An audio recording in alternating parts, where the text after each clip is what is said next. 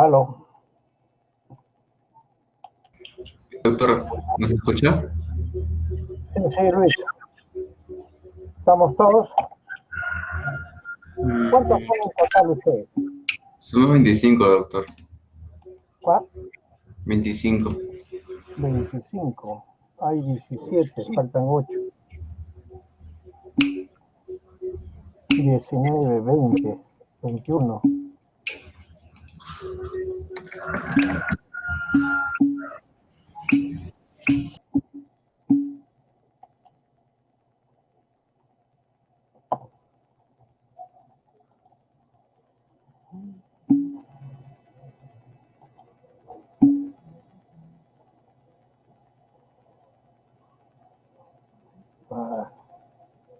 Bueno, vamos a empezar.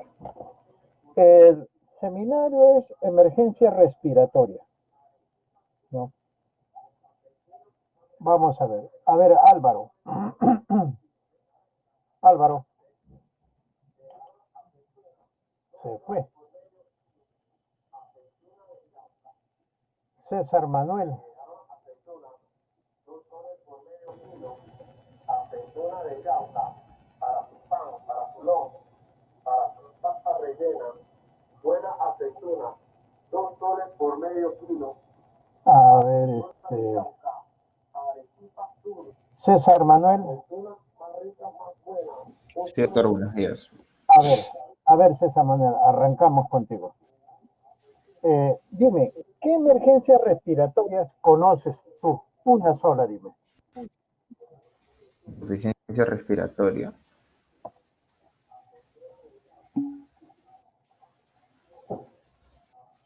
Ajá. Doctor, ¿Cuál podría ser? que el paciente esté en una insuficiencia respiratoria. No, de hecho, pues. De hecho. Oh, ya. A tu forma. ¿Qué entidad nosológica conoces tú en la cual haya una emergencia respiratoria que el paciente esté en una insuficiencia?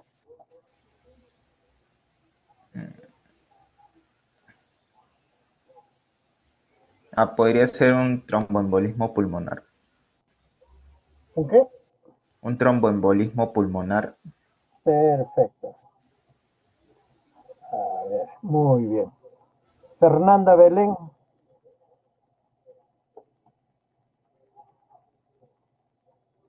Sí, doctor. Buenos días. Para ti, ¿cuál sería otra emergencia respiratoria? Han dicho tromboembolismo pulmonar. ¿Qué más podría ser?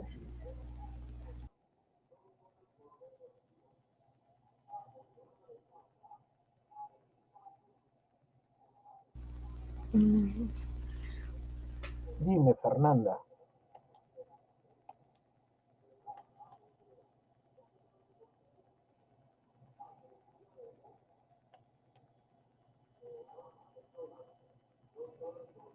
¿No hay?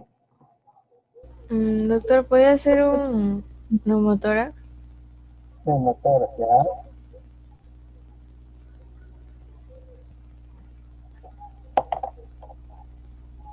Frank, Alex. Sí, doctor, buenos días. Hola, Ah, otra eh, emergencia respiratoria, tus colegas han dicho tromboembolismo pulmonar, neumotórax. un edema pulmonar agudo, doctor.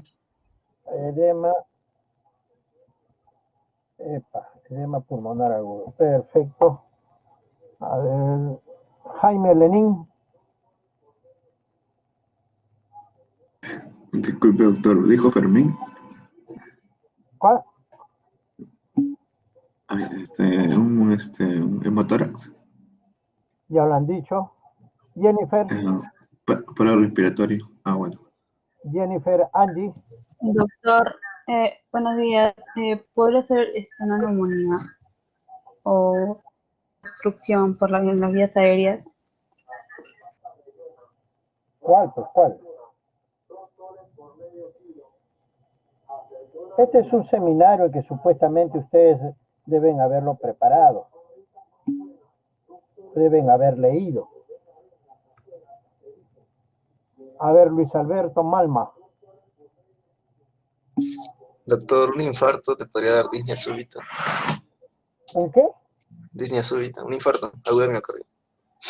Infarto. Ujú. Infarto. Por la disnea súbita, podría ser. Una ICC. Ujú. Insuficiencia cardíaca congestiva. Bueno.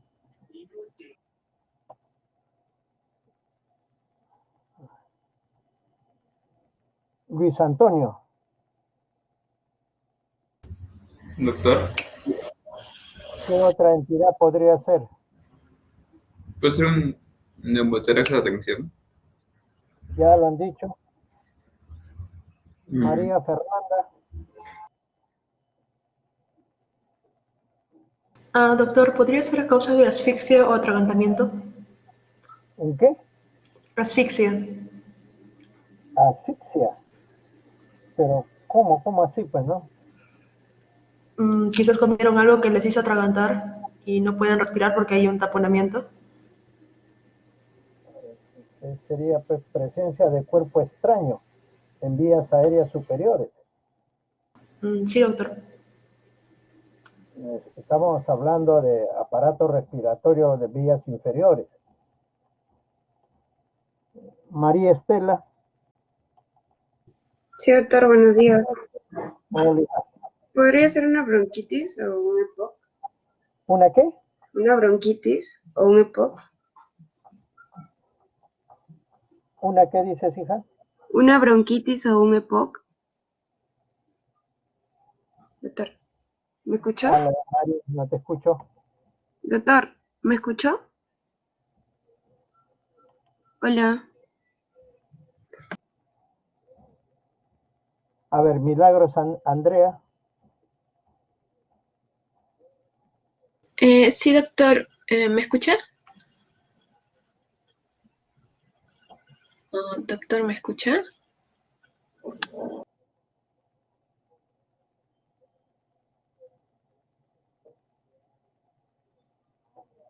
Milagros Andrea no hay.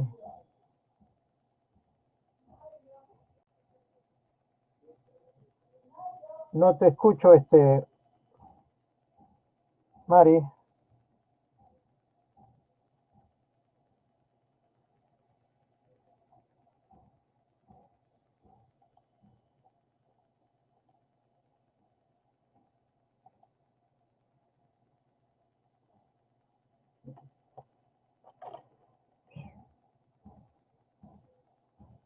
Se apagó.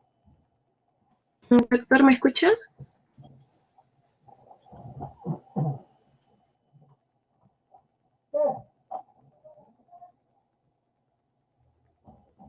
Doctor, ¿sí es? Doctor, ¿está ahí?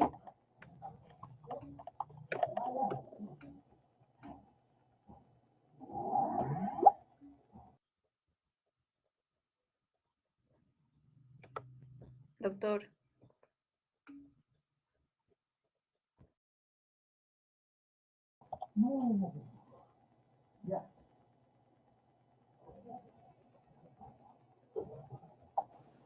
Doctor, ¿Aló? ¿nos escucha ahora? Sí. Bien. Doctor, ¿puede ser una crisis asmática? Claro que sí. Doctor, ¿me escucha? Sí, hija, sí. Doctor, en antes sí Crisis le asmática. hablé, pero en antes no, en antes le hablé, soy María, y no me escuchó. Y le dije poco podría ser una bronquitis. No importa, hija mía. A ver, Milagros Andrea. Sí, doctor, dígame. A ver, otra entidad de emergencia respiratoria. Sí, le acabo de mencionar la crisis asmática y bueno, otra sería un hemotórax. Motores. Perfecto. A ver. Miriam Stephanie. ¿Dónde se fue esta mujer? Miriam. Se fue.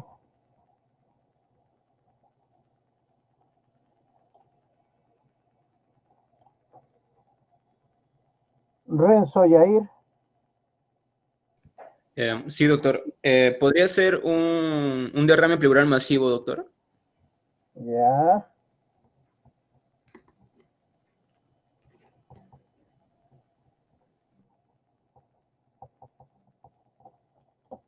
A ver.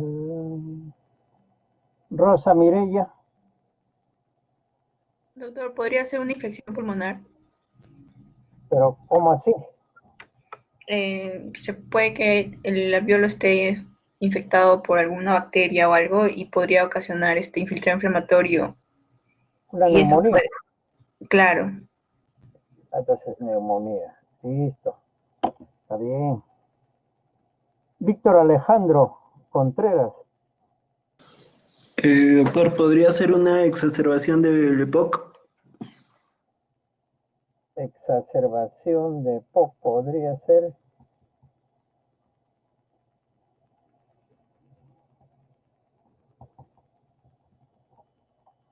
A ver. Wilson Sebastián. Sí, doctor. ¿Podría ser un traumatismo que desencadene algún derrame pleural? Bueno, traumatismo.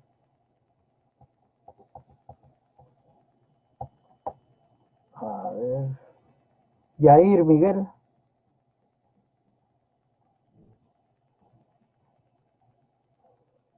Buenos días, doctor. Una bronquiolitis, doctor. ¿Una qué? Bronquiolitis. O tal vez, no sé, un cáncer. Cáncer del pulmón. Cáncer. Vamos a ver. A ver, Jenny Marilí. Doctor, buenos días, ¿me escucha? Sí, hijita, te escucho. Un paro respiratorio, doctor. Bueno, pues ya, pues paro respiratorio.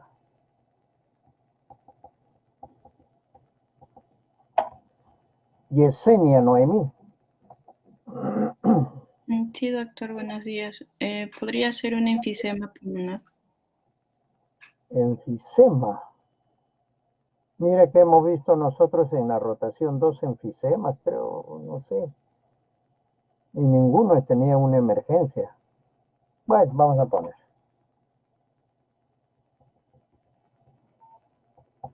A ver.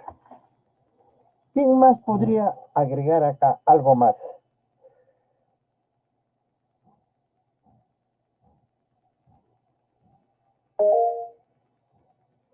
A ver, Fran Alex.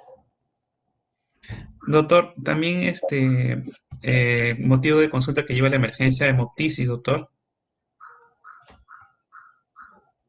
Bueno, pongamos hemoptisis.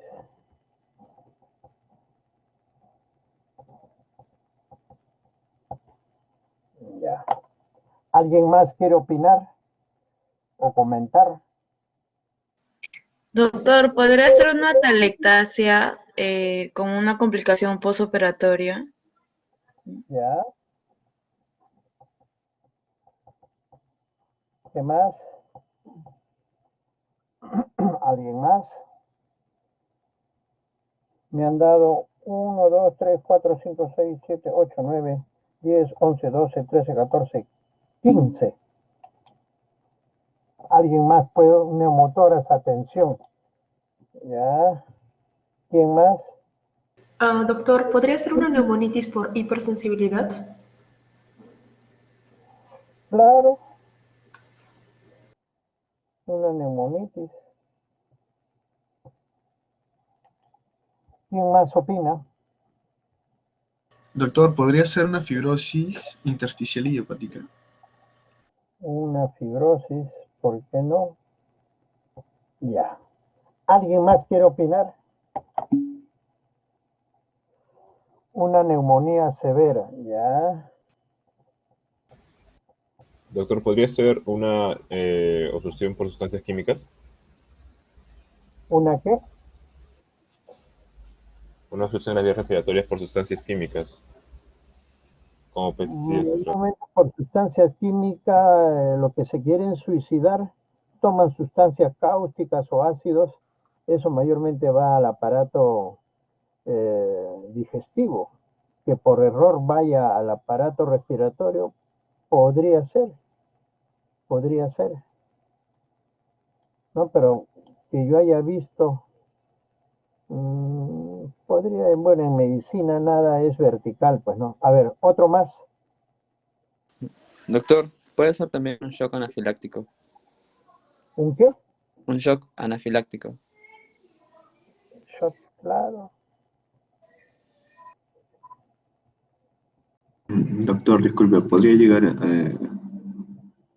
una asma ocupacional? Asma. Bueno, Ocupacional.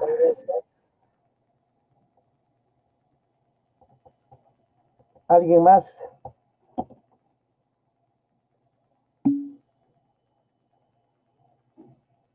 Miastenia gravis con compromiso de músculos respiratorios, que me puede dar, podría ser. EPOC podría ser también, María. Guillain-Barré también.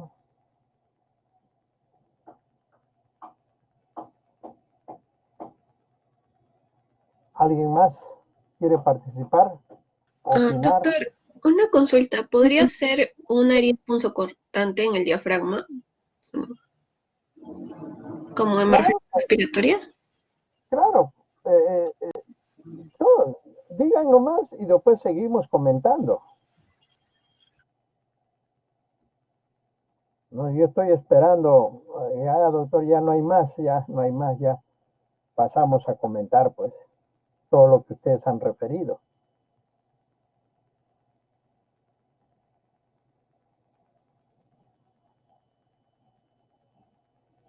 Una de las cosas que yo estoy viendo mayormente ahora es el mal de altura o el soroche.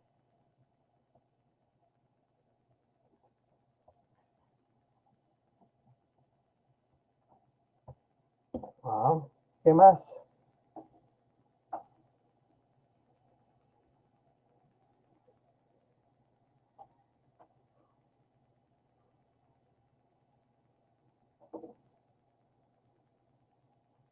¿No hay más?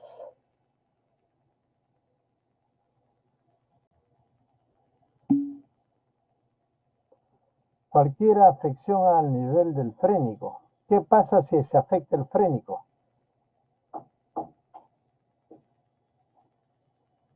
Manuel. Claro, el diafragma.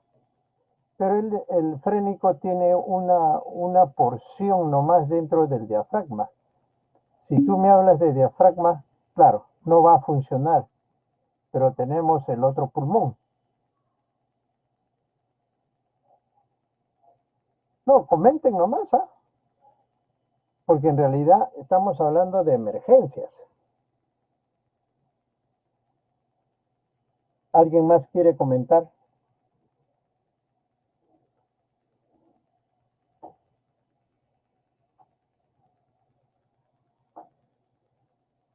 Nadie más.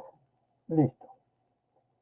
Si nosotros tenemos todas estas entidades, ¿no? Le voy a decir shock anafiláctico, mal de altura, tromboembolismo pulmonar, neumotoras, edema agudo de pulmón, insuficiencia cardíaca congestiva, crisis asmática, hemotoras, derrame pleural, SARS, está muy bien, ¿no? Derrame pleural, infección pulmonar, exacerbación del EPOC, un cáncer, neumonitis, EPIP, paro respiratorio, enfisema, hemoptisis, atelectasia, traumatismo.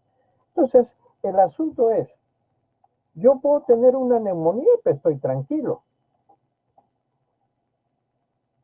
Entonces, eso no amerita, no es una emergencia.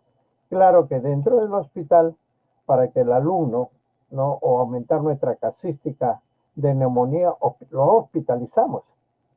Pero hay dentro de la neumonía tratamiento ambulatorio, creo que es hasta un 5%, en la cual se detecta una neumonía, se ve que no hay mucho deterioro de la función respiratoria y el paciente puede salir de alta con manejo ambulatorio. Entonces, para esto hay que saber, por decir, asma bronquial o asma ocupacional. Tendría que haber una descomposición leve, moderada o severa. como dicen, pues, tromboembolismo pulmonar, ¿no? El tromboembolismo pulmonar, si el émbolo es pequeñísimo, va a llegar hasta parrilla costal y lo único que te puede producir es un dolor pleurítico y punto, sin deterioro de la función pulmonar. Pero si es un tromboembolismo pulmonar, pues moderado a severo o severo, entonces la función respiratoria o el compromiso del aparato respiratorio va a ser severo y por lo tanto el paciente va a estar en una insuficiencia respiratoria. De igual forma, un neumotórax, ¿no? Un neumotórax del 10% al 20% es trabajo ambulatorio nada más. Lo hospitalizamos para amarrarlo a un suero, tenerlo en la cama y que no se movilice mucho, le ponemos oxígeno y eso se va a reabsorber rápidamente. Pero si tenemos un neumotórax hipertensivo, entonces a ese paciente sí es necesario manejarlo, ¿no? Ponerle un tubo de drenaje pleural y con eso solucionamos el problema. Entonces hay que ver o sea, el nombre sería neumonía, el apellido neumonía severa. Entonces, es severo. ¿Qué significa? Que hemodinámicamente podría estar descompensado del punto de vista respiratorio, está saturando por debajo de 83, en la cual amerita, ¿no?, trabajarlo, hospitalizarlo y hacer todo lo adecuado para superar este impasse, ¿no?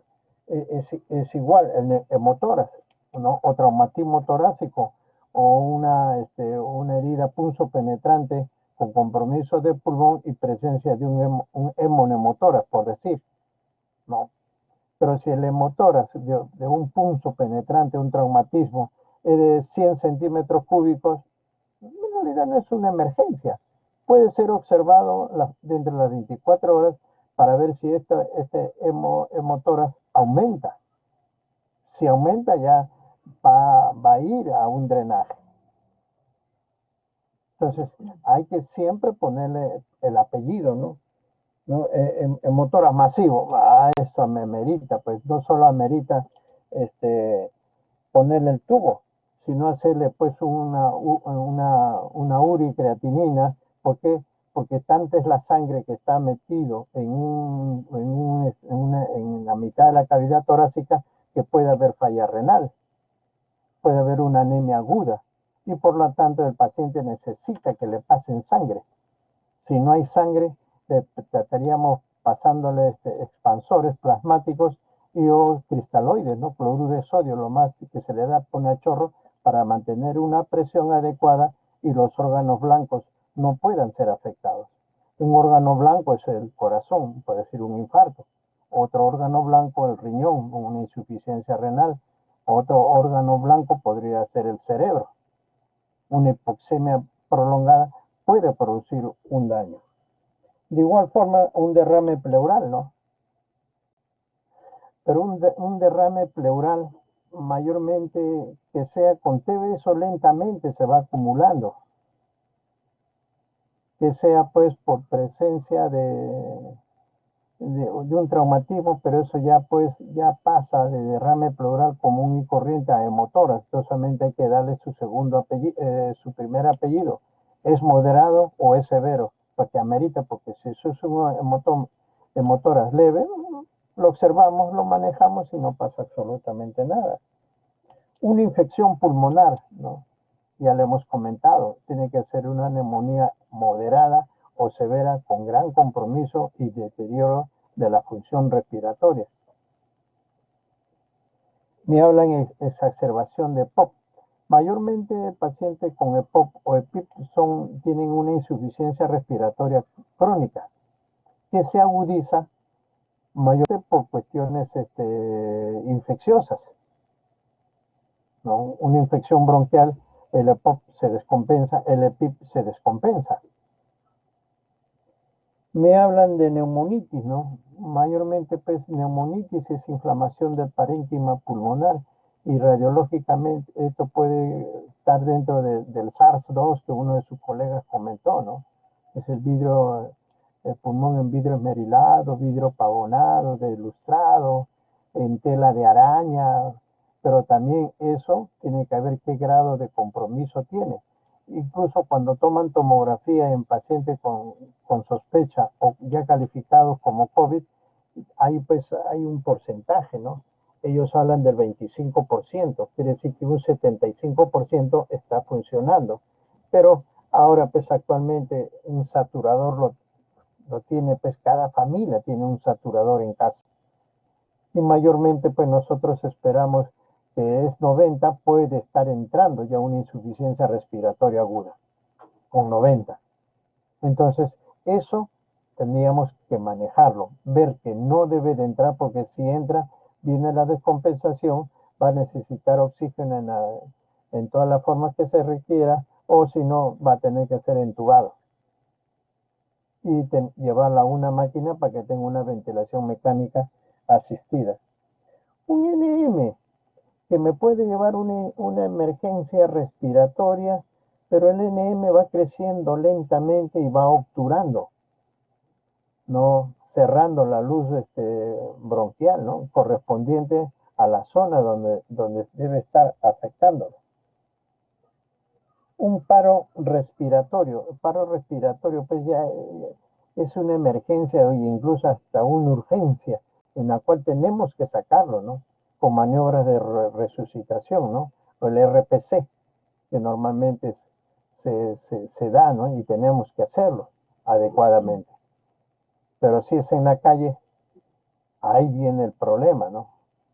O si es en el ascensor, o si es en Plaza Vea, donde prácticamente no hay ningún elemento que nos pueda ayudar bastante, ¿no? Hablan sobre enfisema, pero un enfisema tendría que ser pues un enfisema mediastinal o un enfisema subcutáneo con neumotoras. Entonces ya habla de un mayor compromiso, mayormente. La hemoptisis podría ser una emergencia, podría ser, pero siempre y cuando sea severa, pues, en la cual el paciente hemodinámicamente se descompensa y la sangre retorna, ¿no? Porque hay el temor de seguir botando sangre, se cierra el epiglotis y la sangre regresa o puede pasar al lado contralateral. Entonces, ese sería una emergencia. Una atelectasia, pero la atelectasia mayormente hay las atelectasias laminares que podemos encontrar en una placa que se toma por cuestiones X y que no conllevan mayormente a ningún problema respiratorio. Pero si me hablan de un tumor que ha cerrado un bronquiotronco del lado izquierdo, pero eso lleva tiempo. Pero el paciente mayormente va a tener insuficiencia respiratoria al esfuerzo, salvo que se haya pues atragantado con algo, y esto mayormente pasa en niños que se meten las bolitas, las monedas, se creen alcancía. Entonces, una de esas monedas puede cerrar abruptamente todo un segmento o todo un lóbulo que conlleva una dificultad respiratoria. Pero los niños, por no ser castigados, no hablan. Y los padres tenemos eso de ver que le falta el aire y que no puede hablar, ¿no? Que se cansa demasiado. Y tienen que llevarlo a la emergencia y de hecho tomarle una placa. Y según lo que se ve en la placa, ya se vería qué actitud tomar en esos momentos, mayormente. Y hablamos de traumatismo, ¿no? Pueden ser los accidentes de tránsito, pues que mayormente estén dando traumatismo torácico cerrado. Puede ser, pues, neumotoras, puede ser hemotoras, ¿no? Una fractura costal que compromete el pulmón me puede producir un sangrado y por lo tanto un hemotoras. Si es un traumatismo por accidente de tránsito y aparece un velamiento, no vamos a pensar que es un derrame tipo TB, pues no. Lo más rápido es de sangre. Sin anestesia podemos entrar al espacio intercostal, entramos y aspiramos, y si sacamos sangre, es hemotoras. Y dependiendo de lo que hay en sangre periférica, de la insuficiencia respiratoria, entonces, y de la placa radiológica, nosotros podemos calificarla entre moderada y severa y necesita ser trabajado ya. mayormente. No más que para la expansión pulmonar, sino la recuperación de esa anemia aguda, mayormente, ¿no? Entonces, el mal de altura también, ¿no? El mal de montaña o el soroche, que en realidad, pues, nosotros hicimos una campaña Cerro de Pasco. Había un colega que no se presentó al grupo, ¿no? Pensábamos que era, pues, un viajero más, ¿no? Pero que no era del grupo. Ya llegando, pues, a Ticlio, empezamos a escuchar que tose y tose y tose. Cuando llegamos a Cerro de Pasco, ya habremos llegado a 9 de la noche. El paciente no podía respirar. Me comunican a mí, que era el neumólogo: oye, doctor, hay un paciente. Bueno, sí, de hecho, lo he estado escuchando que tosía, que tenía náuseas y vómitos, pero doctor, ahora no puede respirar. Que lo lleven urgente al hospital y que le pongan su oxígeno. Puede ser un mal de altura, le digo. Y si es un mal de altura, que le tomen placa y que lo bajen inmediatamente a Lima. Entonces lo bajaron a Lima, pero por otra vía que es más rápida, de Cerro de Pasco. Llegó su esposa, entonces lo bajaron a Lima y ese paciente ya no puede subir. Eso fue una emergencia. Pero el tratamiento de cada una de estas también tenemos que tener en la mano. Si es mal de altura, que baje, pues, lo más rápido posible, conjuntamente con oxígeno. Entonces, si nosotros hablamos, pues, mayormente del COVID, en la cual, pues, la mayoría ha muerto por insuficiencia respiratoria, gran compromiso. Entonces, es lo que llaman una neumonía viral, ¿no? Pero hay otra que dejamos de lado, es el síndrome de distrés respiratorio agudo, que antiguamente se llamaba la del adulto. Entonces, ¿qué es lo que está pasando a ese nivel? Una insuficiencia cardíaca congestiva que me va a dar, pues, una congestión pulmonar. Manejamos la cuestión cardíaca y la cuestión respiratoria mejora, ¿no? Entonces, eso lo podemos separar. Eso lo podemos separar. Yo creo que una crisis asmática, por ejemplo, ¿no? Mayormente, ¿por qué se producen crisis asmáticas? Porque el paciente usa medicina, broncodilatadores, corticoides a su gusto. Se siente mal, toma su corticoides, se siente mal, 2 o 3 disparos de salbutamol, o lo que le han dicho que es bueno, ¿no? Pero a pesar de eso, entra en crisis. Incluso hay pacientes, pues, que puede ser, pues, entran a crisis, pueden entrar a UCI, ¿no? Entonces, y entrando a UCI ya es catalogado como un asma fatal o casi fatal, ¿no? Un buen manejo se salva, un mal manejo muere, pues ya sería un asma fatal. Mayormente es, pues, por el paciente, mayormente. Y lo que nos llama la atención en el hospital, ¿no? Muy poco asma atendemos nosotros, pero ¿por qué? Si estadísticamente el 10, el 20% de los pacientes que van a neumología son asmáticos. Pero en un medio veré, pues, 4 asmas, ¿no? Entonces, ¿dónde están yendo, no? O van a la farmacia, o dicen, no, ¿cuántos disparos está usando? No, 1, no, use 3, mañana, tarde y noche, ¿no? Pero ¿por cuántos días? Hasta que se sienta bien, le dice de la farmacia. Y ponte corticoides, ponte dexametasona de 4 miligramos intramuscular. O pon prednisona de 50 miligramos.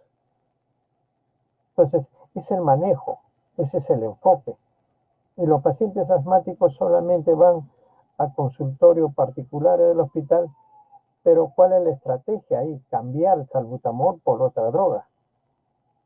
Porque si le dicen ustedes, usen, ¿cuánto está haciendo salbutamol? 1 en la mañana, 1 en la... no, usa salbutamol 2 cada 6 horas. Entonces el paciente es fácil, ya me siento mal, uso 2 cada 6 horas, porque la última vez que me dieron así y mejoré. Y me olvidaba, mi prednisona de 50 miligramos solamente por 4 días y 5 días me voy a sentir bien. Entonces hay que usar otro tipo de droga. No es que el paciente vaya de frente a usar salbutamol, no. Es una buena droga, pero el paciente ya sabe cómo usarlo. O puede ser que la técnica o la forma del uso o el dispositivo no esté el adecuado. Por eso cuando vean pacientes asmáticos, decir, ¿qué usas? A ver, tienes ahí, a ver, ¿cómo lo usas, no? ¿Cuál es la técnica que usan? Que a veces hay dispositivos, pues, que el gas sale por donde debe salir y también sale por un sitio anómalo, hacia arriba. Entonces significa que el mecanismo propio, ¿no?, está malogrado o no es el adecuado. En vez de entrar 9 moléculas, entran 2 moléculas. Entonces, y esas 7 se pierden. Entonces, hay que ver por qué se está descompensando un paciente crónico, como en el EPOC, como en el EPIP, ¿no? El tromboembolismo pulmonar, si es masivo o es severo, ese sí es una emergencia, ¿no?, en la cual pues tienen que entrar, son lugares en los cuales pues no están perfundidas, pero están ventiladas. Entonces hay que saber la fisiopatología, el mecanismo por el cual se produce este problema. Si es pues un traumatismo, de hecho, ¿no?, siempre vienen con la policía. ¿Qué ha pasado? Accidente de tránsito, listo, una placa, pero primero un oxímetro de pulso. ¿Cuánto tiene? 93, que se avisa a rayos X. Estamos yendo con un paciente para que le tomen urgente. En todos los hospitales hay un equipo de rayos X en emergencia y equipo de rayos X para pacientes ambulatorios.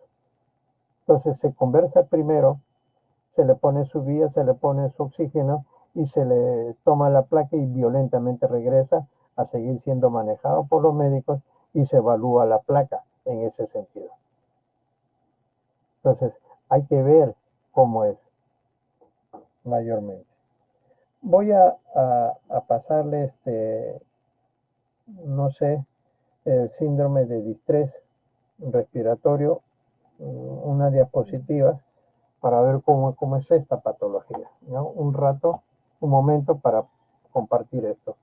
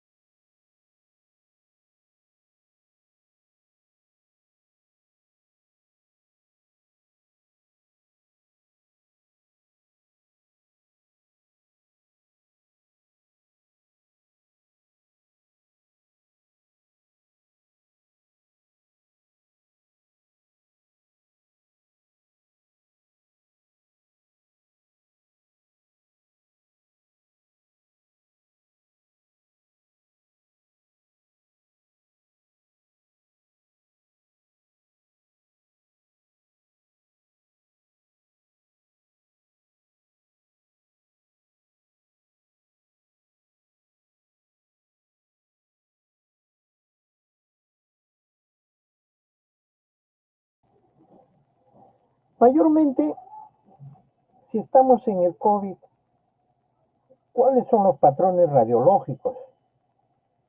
Y mayormente hablan pues de un patrón vidrio esmerilado, dependiendo de la escuela, vidrio pavonado, vidrio deslucido, otros nos dicen en tela de araña, y efectivamente hay imágenes que se parecen a una tela de araña espesa o una tela de araña muy sutil.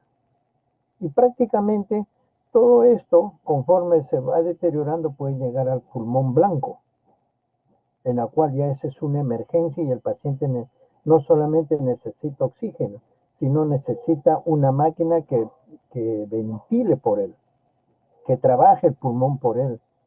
Y entonces eso es lo que se está observando, ¿no?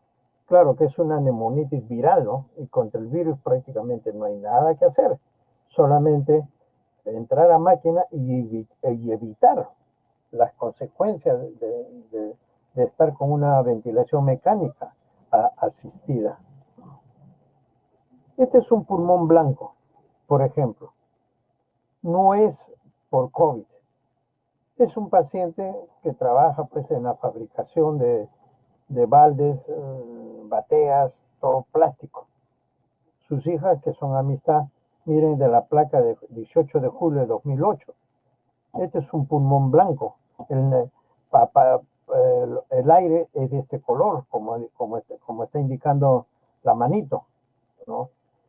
Al día siguiente, un par de días más, lo derivamos al hospital, ¿no? Este es el día siguiente, la placa sigue siendo pulmón blanco, ¿no? Pero mayormente, ¿por qué mejora acá? No es que mejora, sino que probablemente puede ser por calidad de la máquina, ¿no? Incluso ya tiene su monitor, todas esas cosas. Entra a ventilación mecánica asistida, nadie daba un real por el paciente, en eso porque es un paciente que tendría pues 47 años de edad, ¿no? Bien macizo, cuidado. Estuvo en ventilación mecánica unos 20 días, si no me equivoco, y esta es su placa de alta. Entonces, se dice que un paciente con síndrome de distrés puede llegar a fibrosis pulmonar. No hay. Se dice que pacientes con COVID pueden hacer EPIP, pero eso hay que documentarlo bien, mayormente. Una placa antes del COVID, una placa con el COVID y una placa posterior a la recuperación del COVID. Porque sería, no tengo, tiene trastorno propio de la neumonía viral y quedó así, al alta, mayormente. Entonces, como ven, paciente es limpio, ¿no? El paciente está muy bien, sigue vivo, ya creo que es hasta abuelo, creo que ya es, ¿no? Entonces, este síndrome de distrés, pulmón de shot, ¿por qué? Porque había compromiso pulmonar en pacientes chocados, pulmón húmedo durante la Segunda Guerra Mundial. Húmedo porque en realidad pues debería ser seco y cuando hacían... el problema no es el problema, sino que los americanos y otros países, ¿no?, hacen necropsia a sus pacientes que supuestamente no hay un diagnóstico previo o un diagnóstico. Acá en el Perú no, tú le hablas al paciente que hay que hacerle necropsia a su mamá, te rompen la puerta y encima te pegan. ¿Y qué le vas a poner? La típica pues, un infarto de miocardio, punto, para evitarse problemas, una atelectasia congestiva. Entonces, más estos diagnósticos podrían ser por anatomía patológica, no, hipoxia refractaria. Quiere decir, es un paciente con hipoxia que por más oxígeno que se le da, no mejora en absolutamente nada. Insuficiencia pulmonar postraumática. No es que sea un traumatismo torácico. Insuficiencia respiratoria progresiva. No se sabe el por qué y llegaba en una insuficiencia respiratoria. Hay incluso enfermedad de Danan. Eso es un nombre o un nombre vietnamita. Mayormente la incidencia anual es de 5 a 80 pacientes por 100.000 habitantes. En UCI, mayormente pacientes en UCI pueden irse del 7 al 10% de sus pacientes hospitalizados llegar a esta entidad. hay una mortalidad superior al 50%, como esto. Pero entonces la estadística, la epidemiología es importante en esta pandemia que tenemos para ver, porque podría ser un factor de buen manejo o de mal manejo, si estas cifras aumentan o no aumentan, ¿no? Un 30% es a continuación de un síndrome de shock. La primera descripción hizo Pasteur en 1914. Estas son definiciones, ¿no? ¿Qué es el síndrome de distrés respiratorio agudo? Es una insuficiencia respiratoria asociada con varias lesiones pulmonares agudas. Se caracteriza por edema pulmonar no cardiogénico, distrés respiratorio e hipoxemia. Es precipitada por una variedad de procesos agudos que atacan al pulmón de manera directa: neumonía, aspiración, ahogamiento o contusión pulmonar, o en forma indirecta, ¿no? Es la clavija insuficiencia respiratoria postraumática. En Vietnam mayormente y en la Segunda Guerra se dieron cuenta que una granada, ¿no? O lo que llamaba un cazabobo le producía pues prácticamente la pierna, cualquier lado la destrozaban, y abruptamente llegaban pues a la primera línea de asistencia médica y entraban en insuficiencia respiratoria si no había daño, ¿no? Los pacientes con esta patología no suelen tener antecedentes de enfermedad pulmonar. Se desarrolla en las 24 o 48 horas después de una lesión o enfermedad. Después de una lesión o enfermedad. Se caracteriza por una reacción inflamatoria inapropiada a nivel del pulmón en respuesta a una agresión inicial, ¿no? Una pancreatitis, ¿qué tiene que hacer con el pulmón? Una pancreatitis me puede dar derrame pleural en el lado izquierdo, pero no distrés. Forma parte de un síndrome de daño multivisceral. Si es parte de un síndrome de daño multivisceral, entonces es premorte, ¿no? No solamente es el pulmón que está afectado, sino otros órganos o otras vísceras también. En el síndrome de distrés hay insuficiencia respiratoria aguda, se da en las 24-48 horas, disnea progresiva, radiografía de pulmones con infiltrado bilateral, que puede llegar al pulmón blanco, como lo hemos observado, disminución de la distensibilidad pulmonar, hay una hipoxemia, presión del llenado capilar pulmonar, pues es normal. En el síndrome de distrés el surfactante se altera en función y estructura por la lesión de los neumocitos 2, disminuye su síntesis, la que resulta en colapso pulmonar. ¿Cuál es la función del surfactante? De mantener abiertos los alvéolos distendidos, pero si el alvéolo se colapsa, se contrae, el intercambio de aire no se da. Entonces hay una gran insuficiencia respiratoria. Entonces, esta enfermedad se caracteriza por disnea rápidamente progresiva, secundaria alteración severa del intercambio de gas, tanto para el oxígeno como para el CO2, y alteración de las propiedades mecánicas pulmonares.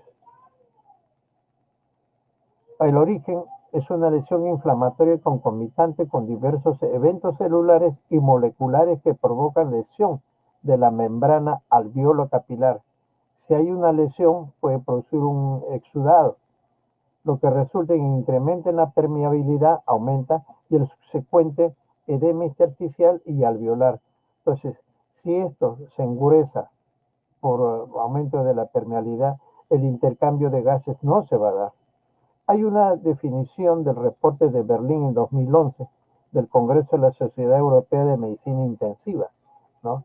Normalmente ellos dicen tiene que tener una enfermedad de una semana, radiografía de tórax, opacidades bilaterales, origen del edema, la categorización es leve, moderado y severo, entonces con el PAFI, ¿no? Entonces eso significa que esto hay que hacerlo pues con gases arteriales, pero podemos buscar un mecanismo por el cual con el saturador ya nos podría estar orientando mayormente, ¿no? Y cuando van a UCI, con un mínimo de uso del PIB, ¿no? La presión al final de la expiración tiene que ser mayor de 5 centímetros de agua, ¿no? La etiología, cuando haya daño directo pulmonar y el daño indirecto, ¿no? No está dañado el pulmón, sino por una reacción anómala del pulmón es afectado mayormente. Un momentito, por favor.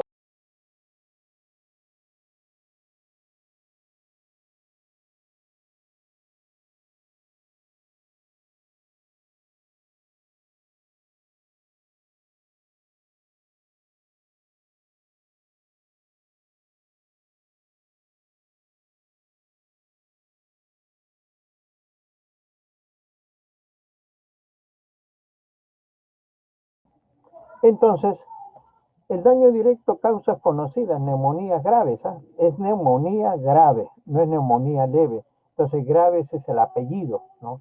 Aspiración de contenido gástrico, prácticamente pues ácido clorhídrico que vaya hacia el pulmón, no más alimento, entonces ya es cosa seria. Contusión pulmonar, traumatismo torácico, ¿no? Causas menos comunes, embolismo graso, ahogamiento incompleto, repercusión pulmonar después del trasplante, embolectomía, inhalación de gases tóxicos. Daño indirecto, causas conocidas, sepsis, traumatismo pulmonar severo con shock, pancreatitis aguda. Causas menos comunes, circulación extracorpórea, sobredosis de drogas, quemaduras extensas, transfusiones múltiples de sangre y hemoderivados, hipertensión endocrinal y cetoacidosis diabética. Una paciente diabética no puede hacer esta patología como un daño indirecto, mayormente. Por lo tanto, el síndrome de distrés secundario a daño pulmonar directo, pulmonar o indirecto extrapulmonar, valga la redundancia. Puede haber casos de factores etiológicos múltiples, factores que incrementan el riesgo de SIRPA. Es lo que antiguamente decía síndrome de insuficiencia respiratoria pulmonar aguda, que prácticamente se ha dejado de lado. Son capaces de provocar el síndrome de respuesta inflamatoria sistémica y su evaluación hacia insuficiencia múltiple de órganos. En el daño indirecto, la estructura de la membrana alveolo capilar primariamente dañada es la célula del endotelio vascular, o sea, del capilar.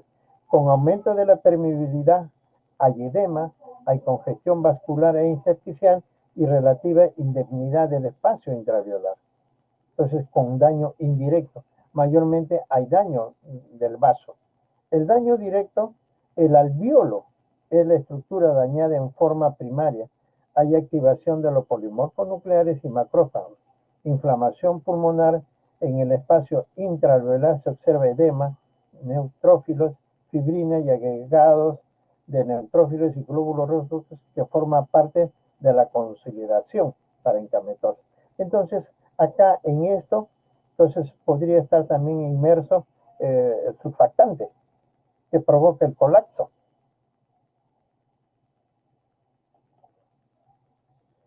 Mayormente pues la injuria celular directa, ¿no? Pues no hablan de alveolo ni hablan de vaso, que al final de cuentas me dará una hipoxemia y todo lo que pasa el organismo para llegar a esta entidad y llegar efectivamente a un síndrome de distrés, ¿no? Otra forma, ¿no? Con la activación de los macrófagos. Al final de cuentas va a haber una lesión celular. No me hablan de la célula del alveolo, no me hablan de la célula del vaso sanguíneo. Pero miren todas las activaciones que se da. Mayormente, este es un mecanismo reaccional, común frente a una situación de agresión. Se caracteriza por edema pulmonar intersticial y alveolar. Es un edema pulmonar no de origen cardíaco. Causas. Hay un incremento de la presión hidrostática, incremento de la permeabilidad capilar por lesión de la membrana endotelial, se produce hipoxemia, incremento de la gradiente alveolo arterial de oxígeno, incremento del Shunt y incremento de la presión arterial del CO2. Esta es una fase del síndrome de distrés. Prácticamente los americanos en estos, bueno, son muy buenos, ¿no? Entonces, ¿cómo nos damos cuenta nosotros en un hospital de Lima que está entrando en síndrome de distrés respiratorio? ¿Por qué? Porque el oxígeno que le estamos poniendo no responde adecuadamente y la saturación de oxígeno va disminuyendo y hasta podemos encontrar aumento del CO2. Entonces, estamos hablando de insuficiencia respiratoria aguda, insuficiencia respiratoria tipo 1, insuficiencia respiratoria tipo 2, ¿no? Entonces, ahí recién nos podemos, como se dice criollamente, nos ponemos moscas y nos preguntamos qué es lo que está pasando. Hay aparición del edema pulmonar, secundaria a una alteración de la membrana alveolo capilar similar a una inflamación, ¿no? Como hemos dicho, esto puede pasar en 24 o 48 horas, pero como lo dice en una declaración de Berlín en 2011, no tiene que ser el tiempo de una semana. Bueno, eso va a depender, muchas cosas depende de la literatura que uno está acostumbrado a leer. Aparición de membranas hialinas se depositan a lo largo de las paredes alveolares y esto podría ser condicionante de la formación de PIC. Constitución de fibrosis pulmonar precoz. Sobrevienen complicaciones infecciosas y barotraumas, ¿no? Mayormente ese es el temor cuando los pacientes están mucho en UCI. Ese es el temor, ¿no? De las bacterias que son, bueno, pues son unas señores bacterias en las cuales, pues, a veces los antibióticos que usamos ya no les hace absolutamente nada y los cambios de presiones que pueden producir barotraumas. La inflamación mayormente es acumulación y activación de polimorfos nucleares a nivel de pulmón derivado del ácido araquidónico, leucotrieno, prolongado. Prácticamente este es un proceso inflamatorio. Si nosotros hablamos qué procesos inflamatorios dañan el pulmón, es el EPIP, es el EPOC y es el asma. Y también el síndrome de distrés mayormente. Son las que llamamos la cascada inflamatoria con más de 100 elementos. Pero hay ciertos elementos que solamente se dan en el distrés, solamente se dan en mayor cantidad en el asma. Entonces, esta es también una de las cosas que hay que estudiarlas también. Las fases. Desencadenamiento de la enfermedad, hay shock, liberación de endotoxina. Entonces, restablecer una situación hemodinámica adecuada. Hay que darnos cuenta de la fase 1. La fase 2 es latencia, dura hasta 2-3 días. Hay disnea, no signos respiratorios alarmantes, hiperventilación, hipoxia moderada, alcalosis mixta. Puede faltar esta fase. Entonces aquí se cumple el tiempo que habla Berlín 2011, una semana.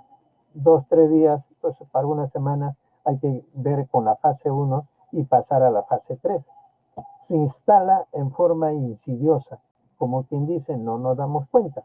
Hay empeoramiento del estado respiratorio, necesidad de más oxígeno, ¿no? O desaturación, se está yendo a menos. Hay disnea severa, hay aleteo nasal y hay tiraje. Lo que nosotros hablamos de la sensación de hambre de aire, mayormente aire, de oxígeno. Puede haber cianosis, hay cianosis, taquipnia, taquicardia como respuesta, ¿no?, del corazón, hipoxia con o sin hipercapnia y acidosis metabólica láctica. Entonces, hay un gran compromiso, ¿no? Fase 4, si sobrevive, es irreversible, conllevando a la muerte por insuficiencia cardíaca, hipoxia severa, hipercapnia severa y acidosis láctica. Estas son las características morfológicas del daño alveolar difuso, ¿no? Fase subactiva, fase proliferativa y fase fibrótica. Esta literatura de frente nos dice fase fibrótica, más de 21 días, hay fibrosis pulmonar excesiva con obliteración de la arquitectura alveolar, áreas alternantes de espacios aéreos microquísticos de 1 a 2 milímetros de mercurio Me están describiendo el panal de abeja acá, formación de macroquistes y bulas, ¿no? Y bronquiectasias por tracción. Prácticamente eso es una descripción de todo un proceso de enfermedad pulmonar intersticial difusa. No lo hemos visto o no nos han reportado. Los criterios diagnósticos es en base a datos clínicos, radiológicos y de oxigenación. Hipoxemia grave, infiltrado pulmonar bilateral, el PAFI menos de 200, presión capilar pulmonar menos de 18 milímetros de mercurio, sin evidencia de hipertensión de la aurícula izquierda. Insuficiencia respiratoria progresiva. Este es el dato. Buen manejo, su buena cantidad de oxígeno que amerita, pero no mejora, ¿no? Se va deteriorando. Diagnóstico diferencial con edema pulmonar cardiogénico. Es de presentación súbita, puede haber expectoración hemoctoica, signo de insuficiencia cardíaca. Presión de llenado capilar elevado en edema agudo pulmonar y normal o disminuida en el síndrome de distrés. El lavado broncoalveolar triple trasudado en el edema agudo de pulmón y con incremento de proteínas en el síndrome de distrés. Que los de UCI, no sé cuántos síndromes de distrés han tenido y cuántas veces nos han pedido para hacer esto, ¿no? Para ver cuál es el patrón celular y decir, pues, ¿no? Esto es por edema agudo de pulmón y con incremento de proteínas síndrome de distrés. Nunca nos han pedido. El aspecto radiológico. En realidad nosotros ya lo encontramos pues cuando está en pulmón blanco mayormente. Aquí los americanos nos hablan de fase 1 y fase 2. Fina opacidades borrosas en banda de 2 a 5 milímetros de longitud. Nunca las he visto. Porque yo lo hubiese visto, yo lo hubiese tomado una foto y se lo estaría presentando en estos momentos. Acumulación de líquido en el intersticio, ¿no? ¿Cómo se ve? Como una neumonitis. Encharcamiento del intersticio vascular y peribronquial, líneas de Kerley. Los libros lo pueden ver, pero que yo lo hayamos visto, uno de los colegas, ya no hubiésemos pasado la voz y decir esto es así. La fase 3, las fugas líquidas han progresado, entonces hay un edema intersticial. ¿Cuál es el patrón de presencia de líquido a nivel intersticial? Neumonitis. Se encuentra el mayor número de complicaciones, neumotoras, neumomediastino, atelectasia, foco broncopulmonar y hasta derrame pleural. En la fase 4, daño pulmonar condiciona una pérdida del surfactante, por lo tanto hay colapso pulmonar, posteriormente consolidación y fibrosis, mayormente. El tratamiento mayormente es de sostén y de la enfermedad de fondo. ¿Quién me llevó a esta patología? ¿No? ¿Es un primario directo o secundario indirecto? ¿No? Del edema pulmonar, manejo de líquidos, balance negativo, cristaloides o coloides. De la hipoxemia, oxigenoterapia. La ventilación, ya eso depende del tipo de aparato que usa cada unidad de cuidados intensivos, ¿no? Ciclado a volumen, controlado con PIF, relación inspiración, expiración 1 a 2, aumento del tiempo inspiratorio. Otras, ventilación de alta frecuencia, oxigenación extracorpórea. Todavía no hay una terapéutica farmacológica de valor probado. Pero me imagino, me supongo que estos pacientes que han entrado a UCI, ¿no? Y que ellos que han mejorado, han salido, tiene que haber un estudio, ¿no? Muy pocos estudios a la velocidad, porque un buen estudio son 100 casos. Nadie te va a dar la contra de lo que has encontrado, porque tú lo estás encontrando. Y nosotros estamos escuchando tus encuentros. Quizás una pregunta así, una pregunta así, porque fisiopatológicamente puede, en cierta forma, no variar, sino tener unas suspicacias mayormente. El síndrome de distrés es mayormente, pues, se ha visto con esta pandemia, con el SARS-2, que uno de sus colegas lo mencionó mayormente, ¿no? Una neumonía tipo viral que se complica con factores bacterianos y mayormente es el manejo que me va a dar unos buenos resultados, mayormente, ¿no? Bueno, yo creo que vamos a seguir conversando posteriormente a las 14:40 horas, ¿no? Con enfermedades pleurales, derrame y neumotórax. Entonces, yo creo que por el momento ahí quedamos y nos estamos viendo a la hora señalada. Las gracias del caso para todos ustedes y un buen almuerzo.